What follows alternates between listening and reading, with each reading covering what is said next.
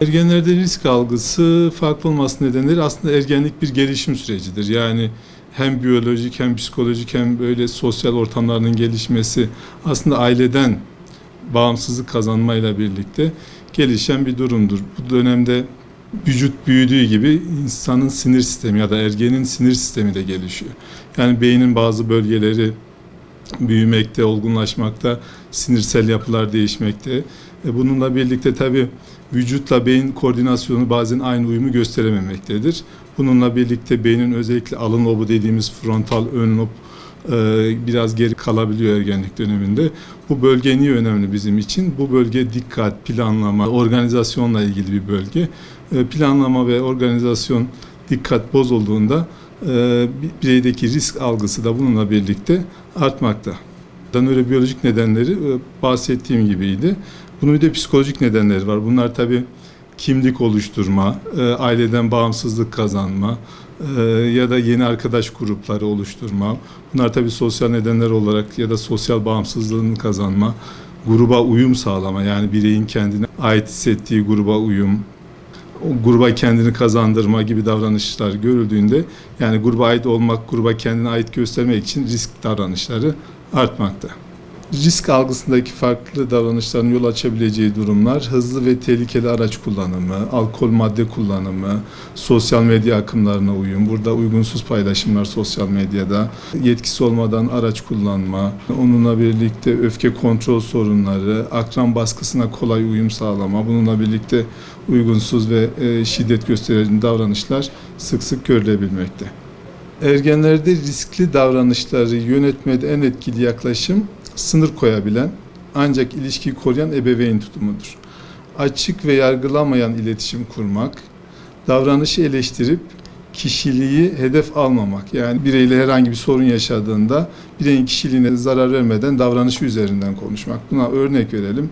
Mesela birey olaya karıştı ya da bir kavgaya, bir şiddet olayına karıştı. İşte böyle genellemelerden uzak durmamız lazım. Sen hep böylesin, hep kavgacısın gibi genellemelerden uzak durmamız lazım. Bunun yerine bu davranışların sonuçları üzerine konuşmak daha yapılandırıcı olabilir birey için.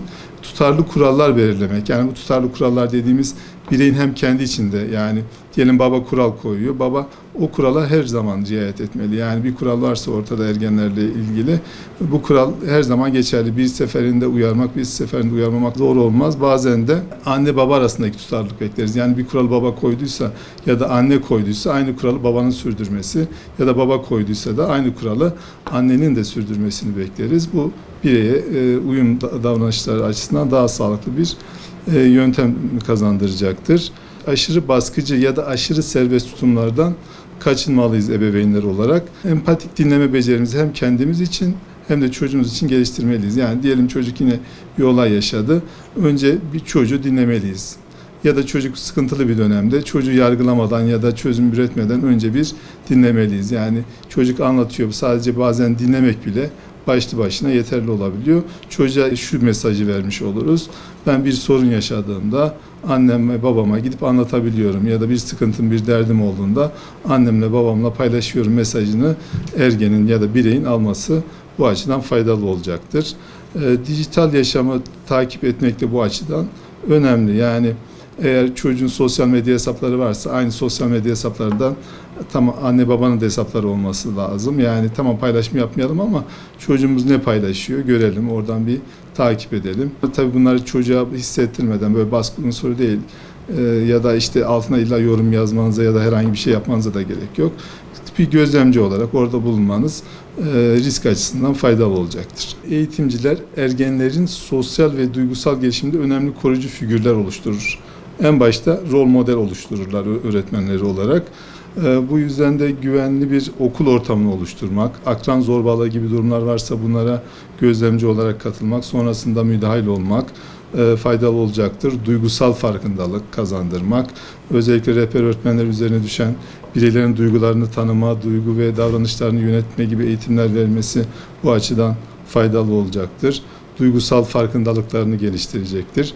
Problem çözme becerilerini desteklemek ve bunlar gelişimine yardımcı olmak ya da bunlarla ilgili atölyeler yapmak özellikle rehberlik servisinin faydalı olacaktır. Riskli davranışları erkenden fark edip aileyle paylaşmak, yani bir okul, anne baba modeli oluşturmak, öğretmenlerle velilerin bir arada olması gibi etkinliklerin artması çocuklarla ilgili bilgilerin de sağlıklı olarak iki tarafa da aktarılmasına katkı sağlayacaktır.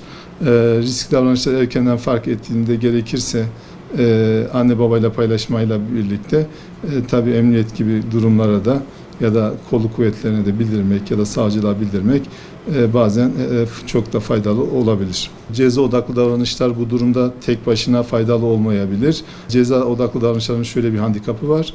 Birey kendini yalnız hissedebilir, yalnızlaştırılmış hissedebilir. Yalnızlık duygusu da bireyin risk alma davranışını arttıracaktır. Bu yüzden ceza ve ödül sistemine de dikkat edilmelidir. Hem ebeveynler hem de öğretmenler açısından.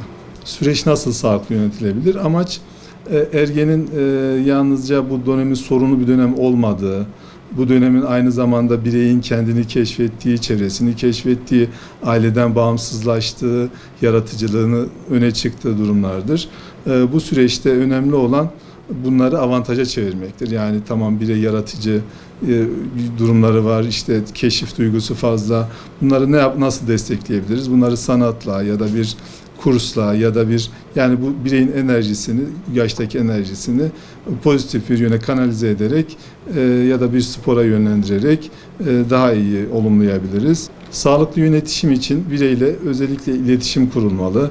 İletişim bağı kesinlikle koparılmamalı. Uygun arkadaşlar desteklenmeli. Yaşına uygun arkadaşlarla mı geziyor? Bunlarla iletişim sürdürüyor mu? Bunları takip etmeliyiz. Aynı zamanda bazı durumlarda paylaşım için örnek veriyorum. Aileyle birlikte organizasyonlar yapılmalı. Gerekirse piknikler düzenlenmeli. Ya da anne babanın iletişimi kopmaması için belirli etkinlikler, tiyatro, sinema gibi etkinliklere de birlikte gidilmeli. Sosyal faaliyetler anne babayla da sürdürülmeli. Tabii bunları yapmak için ergenlik dönemini de beklememeliyiz. Yani çocuğum ergenliğe girdi, bunları hemen yapmalıyım yerine bunlar çocukluktan kazandırılan davranışlar oldu mu bunlar daha doğal sürecinde ilerler. Çocuk daha sağlıklı iletişim kurar ve aileye her zaman daha yakın durur. Ama zaman zaman uzaklaşması da normal bir durumdur. Çünkü birey artık bağımsızlığını kazanmakta, sosyal davranışları artmakta ve bunları sınır olarak kısmen yani duvara çarpa çarpa da olsa öğrenmekte. Belli sınırları vardır belki belli bir yaşa kadar ama ergen artık büyüdüğü için dışarıda daha fazla vakit geçirdiği için sınırlarını zorlar, sınırlarını bilmeye çalışır, yeni sınırlar oluşturmaya çalışır. Bunları anne baba fark ederek sınırları da yaşına göre genişletmeli. Ne zaman profesyonel destek almamız gerekir?